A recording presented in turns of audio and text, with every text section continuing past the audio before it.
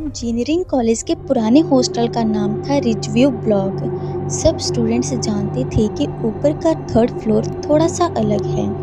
यहाँ एक रूम का जिक्र सबकी जुबान पर रहता था, रूम नंबर 304। कई साल पहले एक सीनियर लड़की ने वहाँ सुसाइड किया था, पर हॉस्टल्स की स्टोरीज के अकॉर्डिंग सुसाइड का रीज़न अभी तक क्लियर नहीं हुआ।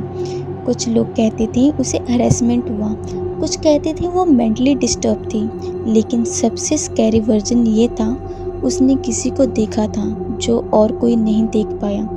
रूम बंद किया गया, पर कुछ साल बाद हॉस्टल में जगह कम पड़ी और वापस रूम अलॉट होने लगी। तभी वहाँ शिफ्ट हुआ राघव। राघव एक प्रैक्टिकल लॉजिकल टाइप लड़का था।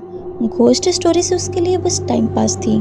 फर्स्ट नाइट 3 बजे के आसपास कॉरिडोर में फुट स्टेप्स सुनाई दी। वो उठकर दरवाजे की छेद से देखता है, कोई नहीं दिखा। मतलब बिल्कुल खाली था कॉरिडोर। कॉरिडोर में लाइट येलो थी और एक कॉर्नर पर फ्लिकर हो रही थी, लेकिन आवाज़ जैसे किसी ने उसके दरवाजे से बिल्कुल पास से गुजरी हो। उसने इग्नोर करा। अगली रात उसने क्लियरली एक आवाज़ सुनी, कोई है। आवाज़ बिल्कुल धीरे और लग रहा था दरवाजे के छेद से आ रही हो। राघव ने तुरंत दरवाज़ा खोला। कॉरिडोर बिल्कुल खाली था। उसने फ़ोन की फ्लैशलाइट चला के पूरी गैलरी चेक करी। लेफ़्ट साइड देखा, राइट साइड देखा, पर कॉरिडोर में कोई नहीं दिखा। लेकिन उसने नोट किया कि जब वो वापस रूम में आया, छेद के ऊपर एक छोटा सा नेल मार्क था, बिल्कुल फ्रेश। हॉस्टल का कॉमन वॉशरूम थर्ड फ्लोर पे ही था। शाम को राघव वहाँ गया। वॉशरूम बिल्कुल खाली था, लेकिन जैसे ही वो हाथ धोने लगा, उसने मिरर में देखा कि पीछे से कोई शैडो जैसी मूवमेंट हुई। शैडो उसकी नहीं थी, क्योंकि वो बिल्कुल स्टैटिक खड़ा था। वो मुड़कर देखता है, वहाँ कोई नहीं, लेकिन टैप के नीचे एक छोटा सा पानी का पुddle था और पानी अंदर की तरफ जा रहा था, जैसे कोई चीज़ लेबोरेटरी में अभी अभी घुसी हो। उसने वॉशरूम का डोर जोर से बंद किया और वापस भाग के रूम में आ गया। रात 3 बजे के आसपास उसका फ़ोन रिंग हुआ, अननोन नंबर से। राघव ने उठाया। फ़ोन से क्रैकिंग आवाज़ आई, रूम नंबर 304 में वापस मत रुकना। राघव ने सोचा कोई प्रैंक कर रहा है। उसने गुस्से में बोला, देख भाई, जो करना है सामने आके कर। तभी लाइन कट हो गई, बट इमीडिएटली एक वॉइस मैसेज आया। उसने सिर्फ इतना सुना, मैं आज रात अंदर आऊँगी।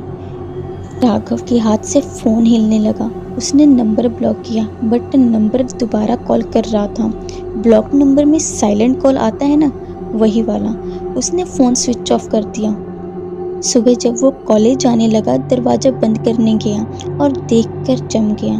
पहले जो एक स्क्रैच था, अब उस पर 3 बड़े बड़े नेल्स के निशान थे, जैसे किसी ने लंबे नाखून से अंदर से दरवाज़ा उखाड़ने की कोशिश करी हो। राघव ने सोचा, ये तो प्रैंक हो ही नहीं सकता। शाम को राघव और गार्ड ने मिलकर सीसीटीवी कैमरास चेक किए। कॉरिडोर बिल्कुल खाली था। तभी लाइट फ्लिक करने लगी और साथ में एक औरत दिखाई दी, बिल्कुल सफ़ेद कपड़ों में। वो सीधा रूम नंबर 304 के सामने खड़ी थी।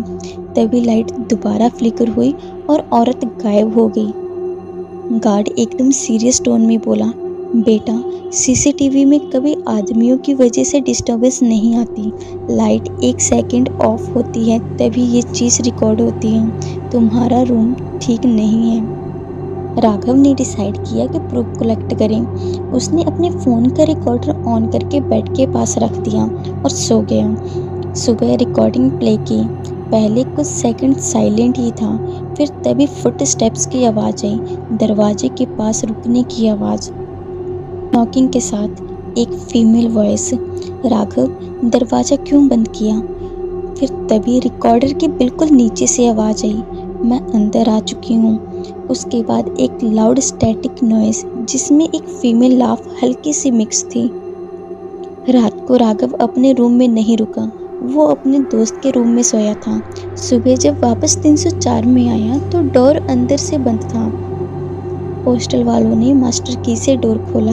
रूम अंदर से खाली था, लेकिन बेड के ऊपर राघव का फ़ोन रखा था। फ़ोन ऑन हुआ तो स्क्रीन पर सिर्फ एक न्यू वॉइस नोट, एक औरत की हैवी ब्रीथिंग और एंड में एक लाइन, अब वो यहाँ नहीं है, पर मैं अभी भी यही हूँ। रूम नंबर 304 को उस दिन से सील कर दिया गया। आज भी हॉस्टल वालों के हिसाब से रात 3 बजे कोई स्टेयरवेल से थर्ड फ्लोर की तरफ चढ़ता हुआ सुनाई देता है, पर कोई दिखाई नहीं देता।